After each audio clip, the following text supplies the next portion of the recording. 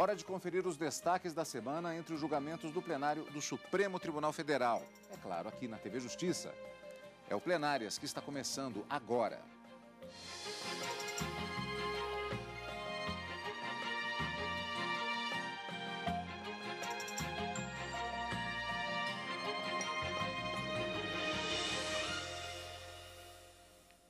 Hoje, com os principais momentos, os principais julgamentos das sessões dos dias 8 e 9 de junho de 2016, respectivamente, claro, quarta e quinta-feira, Karina, com destaques para temas que foram bastante interessantes, como, por exemplo, um que envolve uma questão tecnológica, o tema até voltou ao debate no plenário do Supremo Tribunal Federal, envolve uma questão um pouco mais complexa, aliás, bem mais complexa, na verdade, do que a questão propriamente dita do direito, e também um outro processo bastante polêmico que envolve o Estatuto das Pessoas com Deficiência. Dois temas interessantes para falarmos hoje. E também de contratação temporária de professores pelo Estado do Ceará. É um tema que corriqueiramente volta ao plenário do Supremo Tribunal Federal e que foi decidido também na quinta-feira em sede de ação direta de inconstitucionalidade. Mas, como você disse, dois grandes temas, um na quarta e um na quinta-feira, acabaram chamando a atenção para a decisão do plenário do Supremo Tribunal Federal. Na quarta-feira, o julgamento de mérito de um assunto que já havia sido, inclusive, pautado uma audiência pública em março de 2013 pelo ministro relator Dias Toffoli para se averiguar e ouvir a sociedade especializada no assunto sobre os efeitos ou os potenciais efeitos que poderiam causar à saúde do ser humano a uma exposição demasiada às radiações que são emitidas em estações de linhas de transmissão de energia elétrica. Então, isso foi questionado em um recurso extraordinário, justamente porque o Tribunal de Justiça do Estado de São Paulo teria determinado a uma empresa energética do Estado de São Paulo que houvesse uma redução nas suas linhas de transmissão, justamente levando em consideração o potencial risco de provocar câncer nas pessoas. Então, um potencial efeito cancerígeno ou um potencial prejuízo à saúde das pessoas já serviriam de base para o princípio da precaução aplicado tanto ao meio ambiente como na proteção dessa saúde das pessoas para se determinar isso a essa empresa. E aí envolve o interesse econômico também e o assunto veio ao plenário do Supremo Tribunal Federal. E uma questão bastante técnica, o ministro Dias Toffoli convocou a audiência pública em 2013 e nessa semana o julgamento de mérito desse recurso extraordinário. E na quinta-feira, um julgamento também não menos importante que envolve a aplicação do Estatuto das Pessoas com Deficiência, que é justamente uma internalização do primeiro Tratado Internacional de Direitos Humanos, Cadu, que foi aprovado pelo Congresso Nacional com o quórum, o mesmo processo legislativo de emenda à Constituição e deu a essa convenção internacional o status de texto constitucional dentro do ordenamento jurídico brasileiro. Trata-se do Decreto Legislativo 186 de 2008 e, em decorrência desse tratado internacional, internalizado na ordem jurídica brasileira com status de texto constitucional, sobreveio uma lei, o Estatuto das Pessoas com Deficiência, que obriga as escolas particulares a se organizarem para receber e incluir essas pessoas com necessidades especiais. E o que se buscava aqui, a Confenem, que é autora dessa ação direta de inconstitucionalidade, era afastar a obrigatoriedade de ter que incluir essas pessoas sem qualquer critério estabelecido pela legislação e sem a possibilidade de repassar qualquer tipo de custo na matrícula, na renovação da matrícula ou na própria mensalidade desses alunos. Então, ela alegava uma violação de diversos princípios constitucionais, de intervenção no domínio econômico, na verdade, na livre iniciativa, alegava que o dever da educação para essas pessoas, segundo a Constituição,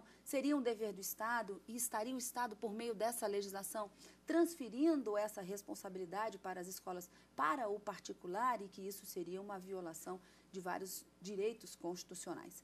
Mas a decisão do Supremo Tribunal Federal foi pela manutenção da legislação que, segundo o ministro Edson Fachin, é uma política que, desde a Constituição de 88, deve ser tida como regra, a inclusão dessas pessoas, não só no ensino, não é no ensino público e privado, mas também dentro da sociedade, e que também é pauta no âmbito internacional, cujo Brasil é inclusive signatário dessa convenção internacional. Então, atende a todos os padrões internos e internacionais, não apenas leva em consideração os direitos previstos ou os deveres previstos na Lei de Diretrizes e Bases da Educação. 2 grandes temas, um da quarta e um da quinta, mas na quinta-feira, ao finalzinho da sessão, ainda há o tema sobre contratação temporária de professores para determinadas atividades no estado da Bahia, também foi tema de discussão, e a lei, por maioria, foi declarada inconstitucional parcialmente. Apenas em um ponto haveria um excesso, não é, nessa possibilidade de contratação temporária. Na maioria das alegações trazidas, havia, sim, um interesse público que exigisse a contratação temporária. Mas, em um ponto específico, o ministro Teori Zavascki, relator da ação direta de inconstitucionalidade, considerou haver uma exacerbação desse poder de contratar de forma sem que houvesse uma realização de um concurso público, e a maioria acabou acompanhando. 3 grandes temas nessa semana no plenário. Esse último, com certeza, também é um tema de interesse público, claro, e formatando uma jurisprudência sobre esse tipo de contratação em todo o país, não é, Karina? Exatamente. Vamos começar, portanto, com as reportagens da equipe de jornalismo da TV Justiça, que acompanharam as sessões plenárias, começando com a quarta-feira, a sessão plenária da quarta-feira. O Supremo Tribunal Federal, por 6 votos a favor, aceitou o recurso extraordinário da Eletropaulo e fixou a tese de que, até que haja prova científica sobre os efeitos dos campos eletromagnéticos na saúde das pessoas que moram próximas destes campos, deve ser respeitado o padrão de proteção da Organização Mundial de Saúde, OMS, previsto em lei. No recurso, a Eletropaulo alegou que não há estudos que comprovem que a radiação seja prejudicial à saúde e ressaltou que a construção de linhas de energia elétrica no modelo atual custa 3 milhões de reais por quilômetro e que se a empresa tiver que se adequar ao novo modelo determinado pelo Tribunal de Justiça de São Paulo, o custo chegaria a 10 bilhões de reais. O princípio da presunção ele foi originalmente formulado para reduzir custos e riscos sociais. A questão é que a aplicação deste princípio ao caso concreto, na verdade, eleva esses custos sociais, porque coloca em xeque, sem nenhum dado científico conclusivo, todo o formato e a estrutura do nosso setor elétrico. Seria preciso uma reformulação total. As informações que vêm das audiências públicas dão conta de que, para se alcançar esse 1 microtesla a pedido dos recorridos, nós teríamos que subir as linhas de transmissão a ponto de que as torres teriam 55 metros de altura. Nós teríamos que cavar e aterrar a fiação para, chegando, na verdade, a profundidade de 10 metros de profundidade. Quer dizer, não seria uma vala apenas, teria que ser um túnel conduzindo esses fios e esses cabos. A maioria dos ministros acompanhou o relator ministro Dias Toffoli, que votou pelo provimento do recurso, alegando que não há motivos para que a Eletropaulo reduza o campo eletromagnético nas linhas de transmissão de energia elétrica. Para o ministro, a Organização Mundial de Saúde estabelece um limite menos rígido do que o aplicado pela Justiça de São Paulo. Não há evidências científicas convincentes de que a exposição humana a valores de campos eletromagnéticos acima dos limites estabelecidos cause efeitos adversos à saúde, tanto é que a própria OMS, ao elaborar seu modelo de legislação para uma proteção efetiva aos campos eletromagnéticos, expressamente indica a utilização dos limites fixados pela CNIP, justificando suas razões no documento, e faço transcrição. Sob esse aspecto, lembro o substancioso voto do ministro Gilmar Mendes no julgamento da ASO 876, medida cautelar regimental, no sentido de que somente há de se suspender uma decisão política se a própria precaução assim o recomendar. E transcrevo longo trecho do voto de Sua Excelência, também não vou fazer a leitura. Seguiu ali também a linha de raciocínio trazida em parecer da PGR, que também transcrevo e omito a leitura. Portanto, senhor presidente, já chegando à última folha do voto, eu tenho que foram adotadas pelo Estado brasileiro, nos termos da norma constitucional, as necessárias cautelas, pautadas pelo princípio constitucional da precaução, e tendo em vista que nosso regime jurídico se encontra pautado de acordo com os parâmetros de segurança reconhecidos internacionalmente, não há razão suficiente que justifique a manutenção da decisão atacada. É evidente que, no futuro, caso surjam efetivas e reais razões científicas e ou políticas para a revisão do que se deliberou no âmbito normativo, o espaço para esses debates e a tomada de novas decisões há de ser respeitado. Dentro da competência e do âmbito do Poder Judiciário, observo que não foram violados os limites da legalidade, observando-se as normas de organização e de procedimento na proteção dos direitos fundamentais referidos. Tampouco se vislumbrou violação dos pressupostos da motivação e da proporcionalidade. Assim, há de se respeitar a decisão política, pois, como salientado pelo eminente jurista Olivier Godard, a responsabilidade da opção dentro do âmbito do logos humano, do razoável, considerando-se as circunstâncias fáticas e os dados científicos disponíveis, há de ser objeto de decisão pelos meios políticos e não pelos tribunais. Em face de todo o exposto, senhor presidente, eu concluo pelo provimento do recurso extraordinário para o fim de se julgarem improcedentes ambas as ações civis públicas sem a fixação de verbas de sucumbância. E no que tange à repercussão geral, as teses que eu trago em meu voto, eu vou substituir por uma sugestão feita pelo ministro Luiz Roberto Barroso, que me alertou para uma maior objetividade. E acolho a sugestão de Sua Excelência, que dialogamos aqui, de uma tese um pouco mais objetiva e dentro dos parâmetros da lei. O ministro Luiz Fux acompanhou o relator e lembrou a audiência pública realizada pelo STF sobre o assunto em 2013. A solução adotada pelo eminente relator, depois de realizada uma audiência pública num processo democrático participativo, com a presença de técnicos que puderam informar da eficiência dos meios utilizados pelo direito brasileiro, eu verifico que não só a solução legislativa, como também a solução judicial de Vossa Excelência, ministro Dias Toffoli, ela passa de passagem pelo teste do princípio da razoabilidade e os seus subprincípios. O ministro Edson Fachin abriu a divergência, alegando que decisão da Justiça Paulista se baseou no princípio da precaução, diante da dúvida da comunidade científica sobre os malefícios da radiação. Eu entendo que a questão posta à apreciação desta Corte tem origem no embate entre o direito fundamental à distribuição de energia elétrica ao mercado consumidor de um lado e o direito à saúde daqueles que residem em locais próximos às linhas pelas quais se efetua essa transmissão de outro.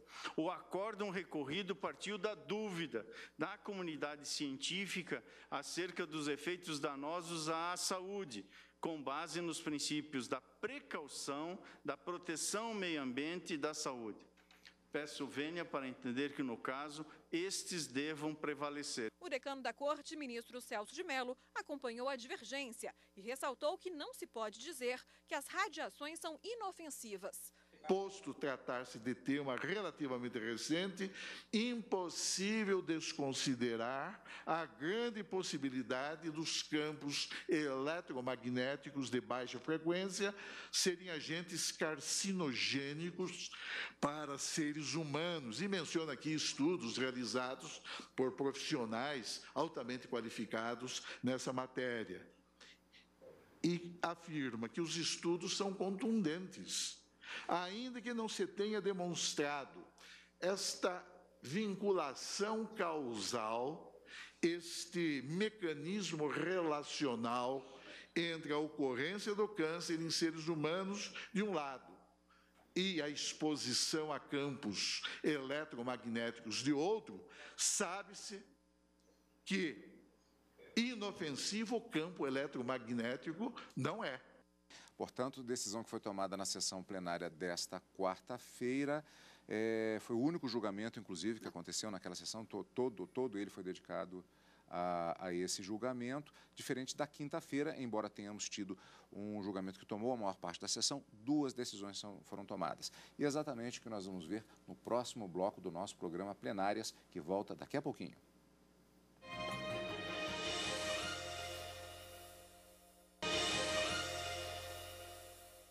Neste segundo bloco, vamos para os destaques da sessão plenária do STF da quinta-feira. Karina, em relação ao questionamento que foi feito pela Confenem sobre norma do Estatuto das Pessoas com Deficiência, a decisão no sentido de que vale sim a obrigatoriedade, como você explicou no início do programa, de aceitar a matrícula de alunos com deficiência e fornecer a estrutura necessária para esse atendimento, não chegou a ser unânime. Houve uma divergência do ministro Marco Aurélio, mas ela foi parcial. Exatamente. O ministro Marco Aurélio, ele concorda que há uma constitucionalidade nessa lei, mas que 2 dispositivos da lei, eles deve ser dado a ele uma interpretação conforme. E quando se dá uma interpretação conforme, pela técnica de decisão, disse que o julgamento é pela procedência parcial da ação direta de inconstitucionalidade. Então, não significa que ele declara a inconstitucionalidade de alguns dispositivos, mas ele sinaliza a forma como deveriam ser interpretados o artigo 28 e o artigo 30 dessa lei que é o Estatuto dessas pessoas com necessidades especiais e essa obrigatoriedade, uma lei de 2015, uma lei bastante recente. Então, ele diz que nesses 2 dispositivos existem providências que deveriam ser obrigatórias apenas ao Estado, e isso não poderia ser repassado para as escolas privadas. Então, nesses 2 sentidos, o ministro dá a interpretação conforme e daí a parcial procedência da ação direta de inconstitucionalidade. Mas, como você disse, por maioria de votos, os ministros consideraram que essa política de inclusão implementada por essa legislação, ela vem ao encontro da própria Constituição, que estabelece essa política de inclusão adequada e como regra prevista na Constituição Federal, e também um compromisso, vem ao encontro aos compromissos internacionais firmados pelo Brasil, principalmente na Convenção Internacional sobre esse mesmo tema. Então, confirmada a constitucionalidade, não se deve alegar que haveria uma intervenção nesse mercado pelo Estado de uma forma absolutamente, vamos dizer assim, exacerbada e que, portanto, essa legislação deve prevalecer. Apenas para lembrar, como a gente disse no início do programa, essa política de inclusão, ela é decorrente de uma convenção internacional firmada pelo Brasil e que foi aprovada e que foi internalizada no ordenamento jurídico brasileiro com o status de texto constitucional. A primeira convenção internacional a ser aprovada no Congresso com o mesmo quórum ou processo legislativo que está previsto, o devido processo legislativo para as emendas à Constituição. Decreto Legislativo 186 de 2008. Então, vamos conferir na reportagem, reforçando, portanto, que o Supremo Tribunal Federal validou norma que proíbe as escolas de recusar aluno com deficiência e cobrar valores adicionais na mensalidade. Por maioria de votos, os ministros do Supremo Tribunal Federal negaram o pedido da ação direta de inconstitucionalidade com pedido de liminar feito pela Confederação Nacional dos Estabelecimentos de Ensino, que questionava a obrigação das escolas particulares em matricular os portadores de necessidades especiais sem qualquer critério de avaliação e sem qualquer custo adicional. A determinação vem do Estatuto da Pessoa com Deficiência, que entrou em vigor em julho do ano passado. O relator, ministro Edson Fachin, votou no sentido de manter a lei e julgou improcedente a ação. O ensino privado não deve privar os estudantes com e sem deficiência da construção diária de uma sociedade inclusiva e acolhedora, transmudando-se em verdadeiro local de exclusão ao arrepio da ordem constitucional vigente. É impossível não recordar que o elemento constitutivo do compromisso com os outros e que se faz presente esse elemento nas reflexões, dentre outros, de Emmanuel Levinas, se aponta aí para uma noção de responsabilidade balizada pela ética. Aí o comportamento dá-se e é avaliado, não a partir do eu ou do nós, mas sim pelas necessidades do outro como elemento constituinte. A maioria dos ministros acompanhou o relator, julgando parcialmente procedente para dar interpretação conforme a Constituição. O ministro Marco Aurélio foi o único a divergir do relator. Não pode o Estado cumprimentar com o chapéu alheio. Não pode o Estado, se é que vivemos em uma Constituição democrática, compelir a iniciativa privada a fazer o que ele não faz, porque a obrigação principal é dele quanto à educação. Em se tratando de mercado, presidente, a intervenção estatal deve ser minimalista. A educação é dever de todos, mas é dever princípio do Estado. A abertura, no artigo 209 da Constituição Federal, à iniciativa privada, iniciativa que deveria ser subsidiária. E, nesse mesmo artigo, nós temos aspectos a serem considerados desde que o particular queira adentrar o campo educacional. E esses aspectos dizem ao cumprimento de normas gerais de educação nacional, a autorização estatal para funcionamento do estabelecimento e a avaliação de qualidade. Voto que foi vencido. A maioria do plenário entendeu que não se pode deixar brechas para a discriminação, assim como determina a Constituição Federal. A nossa Constituição, ela já no seu preâmbulo, traz uma promessa como ideário da nossa nação de criar uma sociedade justa e solidária. Há conceitos que a gente não pode definir, mas nós sentimos. Justiça é algo que não se aprende, é algo que se sente. Assim também o que se compreende por ser uma sociedade justa e solidária. E mais do que isso, uma sociedade justa e solidária que tem como centro axiológico a dignidade da pessoa humana. Então não se pode resolver um problema humano dessa ordem sem perpassarmos pela promessa constitucional de criar uma sociedade justa e solidária e, ao mesmo tempo, de entender que hoje o centro da Constituição é o ser humano. É a sua dignidade que está em jogo. A Suprema Corte também julgou a constitucionalidade da contratação de professores temporários no estado do Ceará, autorizada por lei estadual. O pedido era para declaração de inconstitucionalidade da lei e para que fosse determinada a contratação de professores por meio de concursos públicos. A ação foi proposta pelo Procurador-Geral da República. O relator, ministro Teori Zavascki, ressaltou que em algumas situações específicas previstas na lei do estado do Ceará, que permitem a contratação temporária, não violam a Constituição, mas considerou que apenas uma não se justifica e, para tanto, é necessária a realização de concurso público. Julgou parcialmente procedente o pedido e determinou que a decisão somente passasse a valer após um ano da publicação da ata do julgamento. Um modo de convivência sem exclusões, sem discriminações, num ambiente de solidariedade e fraternidade. Eu acompanho o relator. Ressaltando a obrigatoriedade de realização de concursos públicos, o ministro Marco Aurélio divergiu.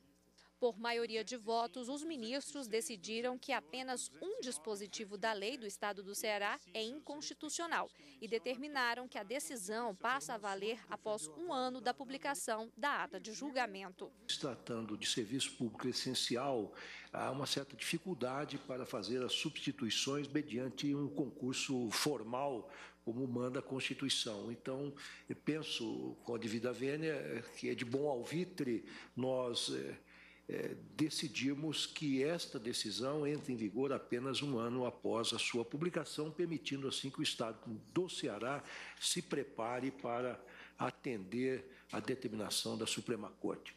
Karina, também houve voto do ministro Marco Aurélio divergente nesse caso? Nesse caso ele divergiu porque ele entendia que a lei totalmente deveria ser considerada, a ação devia ser considerada totalmente procedente e não permitir essa contratação temporária fora das exigências ou das condições previstas na Constituição. E ficou vencido também em relação a essa modulação dos efeitos, ou a partir de que momento a decisão do Supremo passaria a valer. A maioria decidiu que a partir de um ano após a publicação da ata do julgamento. E o ministro Marco Aurélio não concordava com essa modulação e também ficou vencido nesse ponto. Destaques da semana aqui no Plenárias e na semana que vem nós temos mais decisões do Supremo Tribunal Federal. Encontro marcado na quarta e na quinta ao vivo no Direto do Plenário e no final de semana com Plenárias. Obrigado pela sua companhia, como sempre. E continue aqui, na TV Justiça.